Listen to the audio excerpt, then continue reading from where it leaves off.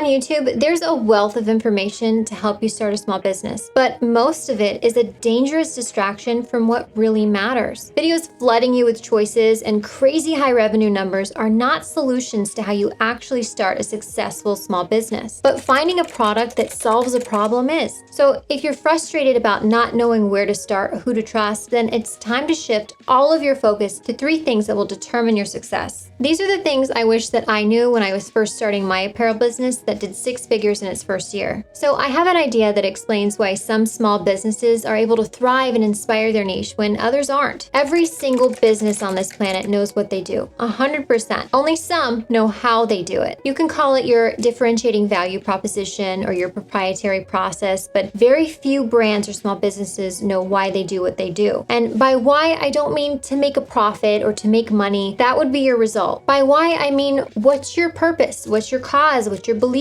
Why does your business exist? You have to have a lot of passion for what you're doing. I'm sure you've heard that, but the reason is because it is so difficult that if you don't, any rational person would give up. Entrepreneurship is really hard, and you have to do it over a sustained period of time. So if you don't love it and you're not having fun doing it and you just really don't love it, you will give up. You're not guaranteed success just because you love something, but you can be guaranteed failure if you don't know your why. And in doing that, be passionate about what you're doing day in and day out. So first, let's set up a simple landing page to gauge interest. Announce that you're launching a new product and invite people to join your waiting list for updates and early access. If hundreds of people sign up, that's a strong indication that you're onto something great. On the other hand, if your list stays empty after reaching out to just a few thousand people, it might be time to reconsider your approach or even your total idea. Well, you're probably thinking, I can hear it now. What if my idea gets taken? An idea isn't worth anything until it's put into action. Testing your concept this way helps ensure that there's a good balance between what you're passionate about and what the market actually wants. Remember, passion drives your creativity and commitment, but market demand validates your business potential. Start with a small step like this to build a solid foundation for your business. You have to remember that the faster that you can conduct a quick and cheap test, the quicker that you can actually land on a winning idea. For example, when I took a close look at the niche that I wanted to enter, I noticed that vinyl and single color screen printing were the majority. And to stand out, I launched full color designs using equipment that allowed me to create custom shirts on demand. This flexibility helped me adapt and quickly find my market fit. You can do the same approach utilizing something like print on demand from a company like Printify, and it'll allow you to submit orders and to get them out without requiring any inventory or a lot of upfront fees. A lot of times people become afraid of losing time or money or reputation on something because, well, what if it's a bad idea? What if I waste my time? It tends to create this paralysis because of this discomfort with being wrong. There's so much on the line, so it just holds you in place. This is what the landing page counterbalances. It immediately kills the paralysis. The waiting list is not a guarantee for something or a promise of a product, but it's a great way to introduce an idea and gauge if there's enough interest. A great example of this is Tesla. This is a true testament for why cash is the lifeblood for an entrepreneurial venture. So Musk joined the Tesla team in 2004, and he learned that they wanted to build this really fancy sports car, make a lot of money from it, use that money to build a somewhat lower priced car, and then take all of that money and build a car that the mass market could afford. And then in doing all of this, they could make a dent in the emissions problem that the automobile industry creates. So they ended up doing a road show in California, and they sent invites to people who met 3 qualifications. The first one, they had to care about the environment. The second, they had to be wealthy. And finally, they had to be into technology or cars enough to want something that was extremely new and innovative. They ended up selling 100 Tesla Roadsters for $100,000 each, paid in full. So they now had $10 million US